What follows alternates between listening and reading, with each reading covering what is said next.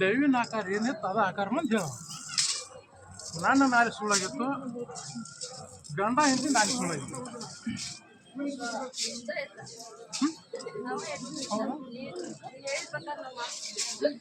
ಹೌದಾ ಯುವರಾಜ್ ಯುವರಾಜ್ ದೇವವಾಗಿ ಕಿಮ್ಮೆಯ ಬಂದಿದ್ದ ಒಮ್ಮೆ ಹೊಟ್ಟಿಲ್ಲ ಸದ್ದ ಮಕ್ಕಳು ಬೇಡ ಅಂತೇಳಿ ನಿಮ್ಮ ಕೈಲೇ ನೀವು ಕೇಳಿ ಮಾಡ್ಕೊಂಡ್ರಿ ಹೌದಾ ಆ ನಂತರ ಬಂಗಾಲ ಹತ್ತಿರ ಹೌದಾ ದೇವನ ಸರಿಸಿ ಅವನ ಹೆಸರು ಮಾಡ್ತಾರೆ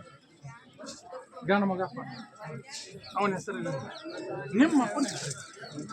ಭಾಳ ಪಂಜ ಗಂಡಗೊಬ್ಬರು ಒಲಿ ಹೌದಾ ಈಗ ಹೆಂಗೆ ಚೇಂಜ್ ಮಾಡೋಣ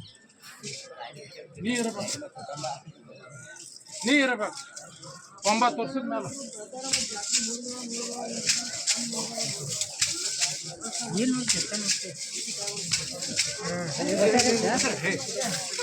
ಏನು ಏನಪ್ಪ